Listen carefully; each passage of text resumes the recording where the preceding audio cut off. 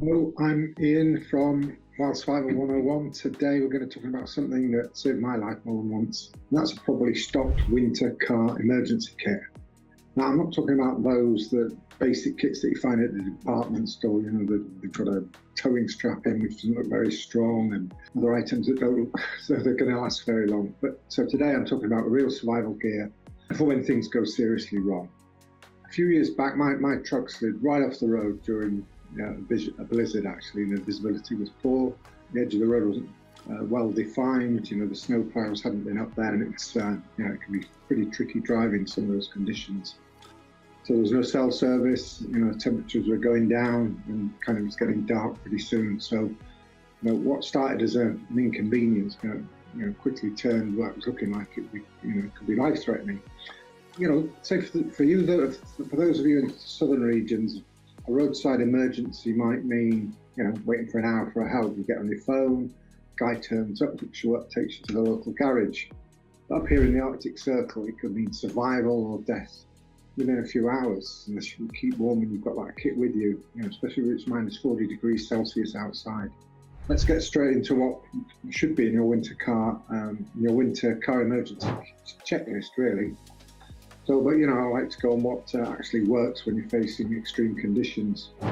And also in my job as well, we have, if we're using a company vehicle, we can just grab hold of a big plastic container, one of those big storage boxes, and they're just got full of all the winter survival kit in as well.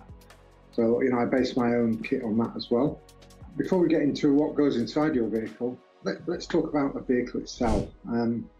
Up here inside the Arctic Circle, there's a reason why you see so many Ford F-150 trucks. The big trucks, they've got a big box on the back, they've got pretty good ground clearance, they've got four-wheel drive, high and low. And so, in some places, ground clearance is critical. Small sedans simply won't cut it when the snow piles up, and it can do on the highway. It could be blowing hard and the snow's drifting across the road. If you're in a small sedan and you're trying to cut through that, then you could find yourself stuck. And because traffic up here is so infrequent, you might not see another vehicle for half an hour. When you're driving on the main road, on the main highway, you could find yourself just isolated until somebody else comes along. It might not even be somebody that can give you a hand or help you. So four-wheel drive up here isn't a luxury. It's really essential, and always keep your tank at least half full. I keep mine full all the time.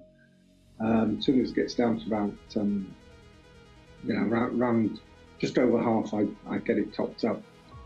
So because running out of gas when it's minus 30 outside isn't convenient at all, really.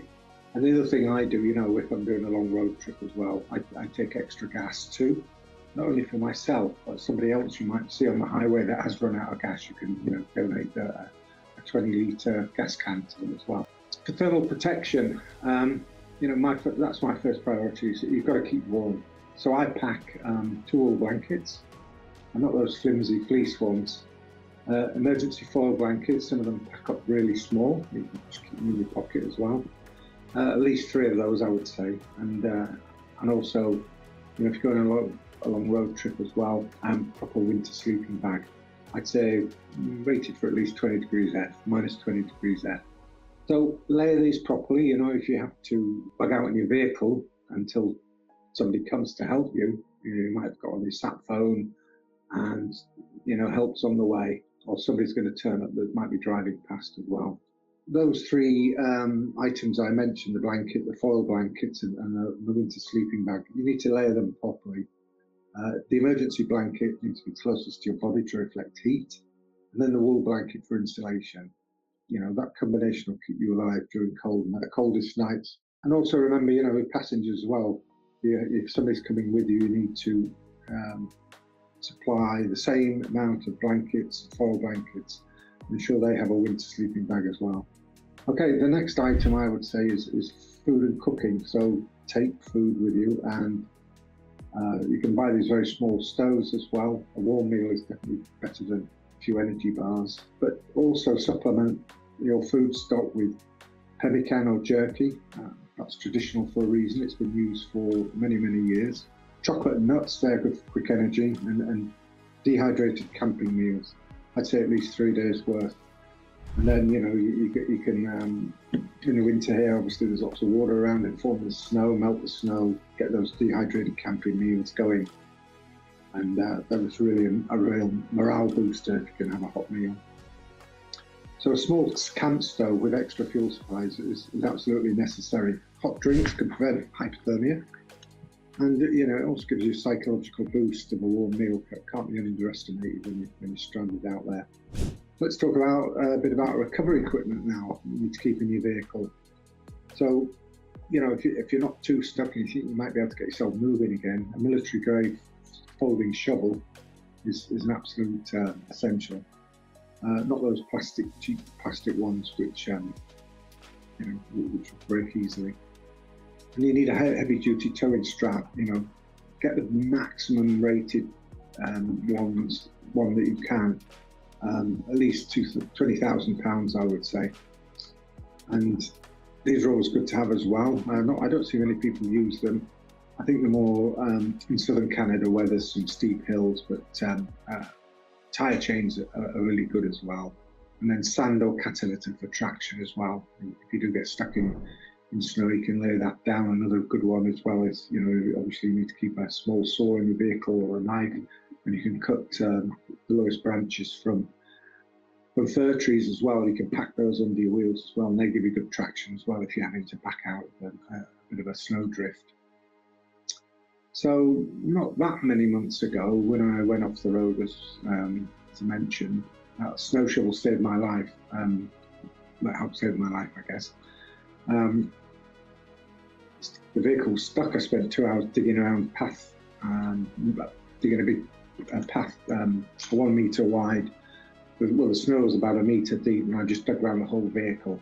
So when I was lucky that there was a tow truck that was able to come and pull me out after about 2 hours, and he just hooked up and pulled me out. No extra digging required. And he did say afterwards that time spent digging that trench around the vehicle meant that when he started to pull, there was that lot less resistance from my vehicle trying to pull it out. And I also dug a bit of a path back to the highway as well behind the vehicle.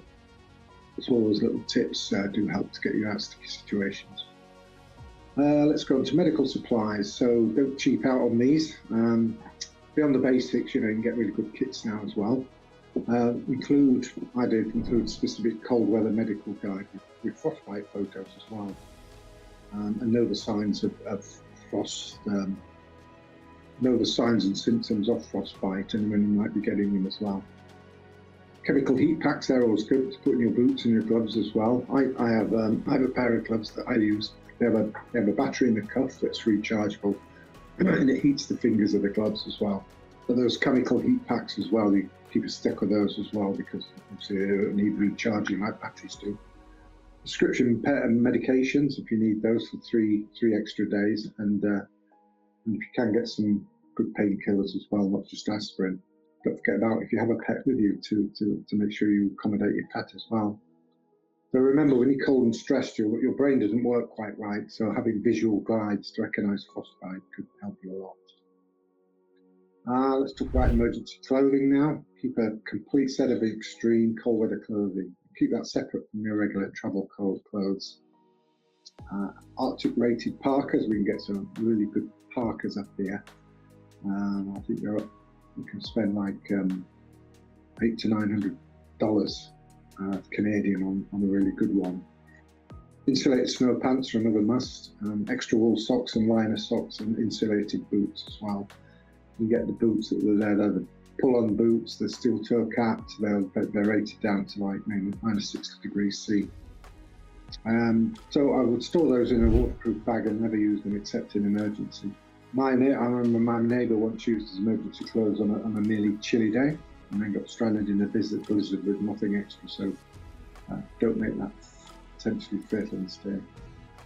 Communication, cell service, spotty at best in remote areas, especially up here in the Arctic. So your communication plan, backup plan should include a sat phone or a satellite messenger. I'd say battery pack as well. More than one is good. If you have a hand cranked emergency radio so you can hear what's going on. Flares and signalling mirror. Especially the hand cranked emergency radio, you know, if you're in a situation, it might not be in the winter, but it's good to have in your vehicle as well in case, you know, there might be some, find yourself in an area of potential for wildfires, then you can be alerted through the emergency radio on that. And of course, it gives you weather forecasts as well. Okay, the satellite messenger, they help me a lot during a blizzard. You know, the way they work, the link between your smartphone and the satellite, you know, some of them are like a bibby stick or a Zileo. They're very compact and to go in your shirt pocket, really. You know, you use the text messaging on your phone and they communicate to the satellite, and you can get help that way. Communicate with people that you know, are expecting you, and you're overdue on your time. So it's important to let them know where you are and that you're all right.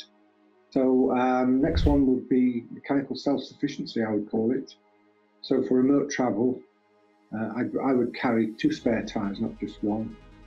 Tyre repair kit and fixer flat cans as well. Portable tyre pump. Some of those are pump, you can just pump them with your foot, or you can connect them to the battery and electrically operated.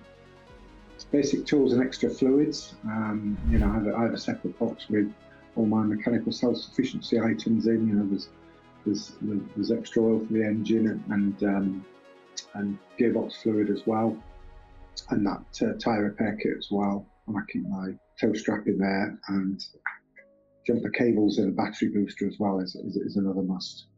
So I found that 2 flats in one trip rarely happens, but you know, you do hear people that have had that bad luck and can leave you stranded until somebody else comes along and maybe give you a ride somewhere to the nearest garage. But they can be quite few and far between up here. So talking about seasonal considerations now, while what I've described as primarily a winter kit, many components remain essential year round. So for summer, you might swap a heavy sleeping bag for something lighter. But communication tools, spare tyres and recovery equipment remain just as important all year round. And then the last thing I just mentioned is climate change impacts. Climate change is making northern roads more unpredictable, unfortunately. Ice roads can open later and close earlier.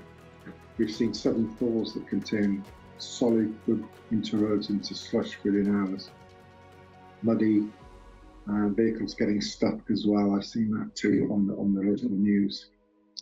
So always check road reports before heading out and be prepared for conditions to change rapidly on your journey.